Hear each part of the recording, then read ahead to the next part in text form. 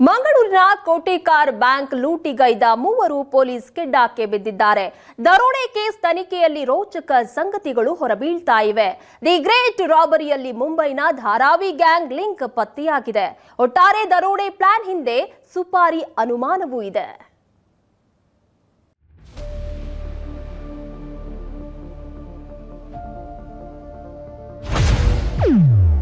Kotekar bank ದರೋಡೆಗೆ ಸುಪಾರಿ ಸಂಚು. Percentage ಆಧಾರದಲ್ಲಿ ನಡೆದಿದ್ದ ಬ್ಯಾಂಕ್ ಲೂಟಿ. ಮುಂಬೈ ಗ್ಯಾಂಗ್ ಜೊತೆಗೆ local gang deal.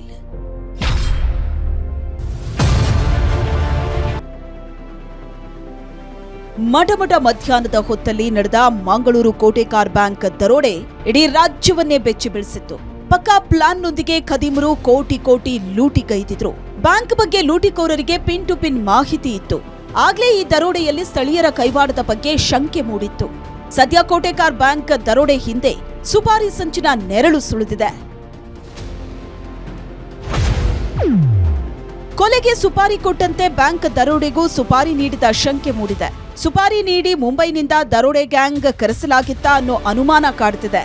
ದರೋಡೆಗಾಗಿ Mangaluru Mumbai gang ಮಧ್ಯೆ ಪರ್ಸೆಂಟೇಜ್ ಆಧಾರದಲ್ಲಿ ಡೀಲ್ ನಡೆದಿತ್ತು ಎನ್ನಲಾಗ್ತಿದೆ. ಕೋಟೆಕಾರ್ ಬ್ಯಾಂಕ್ ದರೋಡೆಯಲ್ಲಿ ಮಂಗಳೂರಿನ ಪ್ರತಿಷ್ಠಿತ ವ್ಯಕ್ತಿ ಭಾಗಿಯಾಗಿರೋ ಬಗ್ಗೆ ಸಂಶಯ ಇದೆ. ದರೋಡೆಯಲ್ಲಿ 10ಕ್ಕೂ ಅಧಿಕ ಆರೋಪಿಗಳು ಶಾಮೀಲಾಗಿರೋ ಶಂಕೆ ವ್ಯಕ್ತಪಡಿಸಲಾಗಿದೆ. ಮಂಗಳೂರು ಬ್ಯಾಂಕ್ ದೋಚಿದ್ದು ಮುಂಬೈನ ಧಾರಾವಿ ಗ್ಯಾಂಗ್. ಈ ಗ್ಯಾಂಗಿನ 3 ಸದಸ್ಯರು ಖಾಕಿಗೆ ಲಾಕ್ ಆಗಿದ್ದು ತಮಿಳುನಾಡಲ್ಲಿ. ಕೋಟಿ ಲೂಟಿಗೈದು ತಲೆಮರೆಸಿಕೊಂಡ ಖದೀಮರು ಸಿಕ್ಕಿಬಿದ್ದಿದ್ದೇ ರೋಚಕ.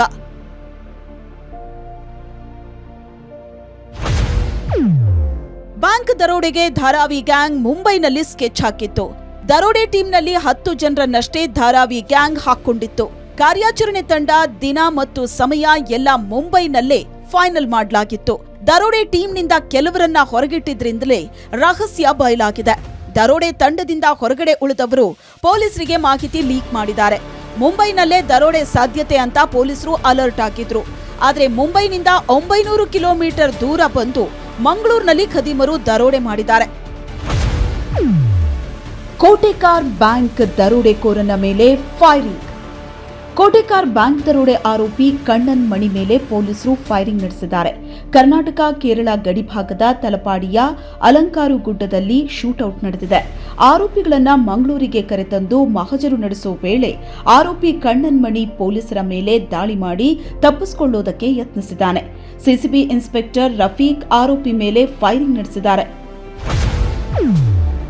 ಮೈಸೂರು ರಾಬರಿಗೆ ದರೋಡೆಕೋರರು ಬಳಸಿದ ಕಾರು ಪತ್ತೆ. ಮೈಸೂರಿನಲ್ಲಿ ನಡೆದಿದ್ದ ರೋಡ್ ರಾಬರಿಗೆ ದರೋಡೆಕೋರರು ಬಳಸಿದ್ದ ಇನೋವಾ ಕಾರು ಪತ್ತೆಯಾಗಿದೆ. ಗೋಪಾಲ್ಪುರ ಅರಣ್ಯದ ಒಳಗೆ ದರೋಡೆಗೆ ಬಳಸಿದ್ದ ಕಾರನ್ನ ಬಿಟ್ಟು ಮತ್ತೊಂದು ಕಾರ್ನಲ್ಲಿ ಖದೀಮರು ಎಸ್ಕೇಪ್ ಆಗಿದ್ದಾರೆ. ದರೋಡೆಗೆ ಒಳಗಾದ ಕೇರಳದ ವಯನಾಡಿನ ಕಾಲ್ಪೆಟ್ಟದ ವ್ಯಾಪಾರಿ ಸೂಫಿ ರೋಡ್ ರಾಬರಿ ಭಯಾನಕತೆಯನ್ನ ಬೆಚ್ಚಿಟ್ಟಿದ್ದಾರೆ. 3 ಗಾಡಿ ಅಟ್ಯಾಕ್. ಫಸ್ಟ್ ಬಂದ ತಕ್ಷಣ ಏನು ಮಾತೇನಿಲ್ಲ ಅಂತೆ. ಒಂದು ರೂಲ್ನಲ್ಲಿ ಜಾಕಿ ಲಿವರ್ನಲ್ಲಿ ಗ್ಲಾಸ್ ಹೊಡೆಯೋದು ಬಿಟ್ಟು ಬೇರೆ ಮಾತುಕತೆ ಏನಿಲ್ಲ. ಸ್ಪ್ರೇ ಹೊಡೆಯೋದು ನೋಡಿ ಜಾಕಿ ಲಿವರ್ನಲ್ಲಿ. ಬೀದರ್ ರಾಬರಿ ಜಸ್ಟ್ 30 ನಿಮಿಷದಲ್ಲಿ ಸಿಟಿಯಿಂದ ಪರಾರಿ. ಬೀದರ್ ದರೋಡೆ ನಡೆದು 6 ದಿನಗಳಾದರೂ ಇನ್ನೂ ಆರೋಪಿಗಳ ಸುಳಿವು ಸಿಕ್ಕಿಲ್ಲ. ಈ ಮಧ್ಯೆ ರಾಬರಿಯ ಮತ್ತೊಂದು ಎಕ್ಸ್ಕ್ಲೂಸಿವ್ ವಿಡಿಯೋ ಬಯಲಾಗಿದೆ. ಜಸ್ಟ್ 30 ನಿಮಿಷದಲ್ಲಿ ಖದೀಮರು ನಗರ ಪ್ರವೇಶಿಸಿ ಹಣ ದೋಚಿ ಪರಾರಿಯಾಗಿದ್ದಾರೆ. ಜನವರಿ 16ರಂದು ಬೆಳಿಗ್ಗೆ 10:23ಕ್ಕೆ ಬೀದರ್ ನಗರದ ದುಲ್ಹನ್ ದರ್ವಾಜಾ ಬಳಿ ಖದೀಮರ ಎಂಟ್ರಿ ಆಗಿದ್ದು 10:45ಕ್ಕೆ ಎಟಿಎಂ ಸಿಬ್ಬಂದಿ ಮೇಲೆ ಗುಂಡಿನ ದಾಳಿ ನಡೆಸಿ ಹಣ ಲೂಟಿ ಮಾಡಿದ್ದಾರೆ.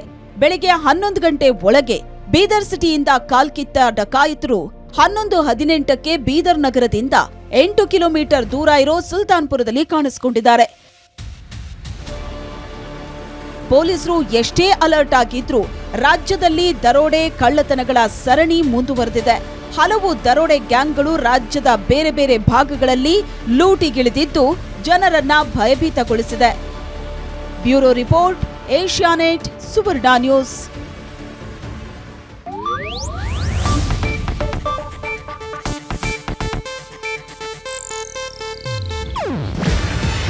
ಇದು ಏಷ್ಯಾನೆಟ್ ನ್ಯೂಸ್ ನೆಟ್ವರ್ಕ್ ಪ್ರಸ್ತುತಿ.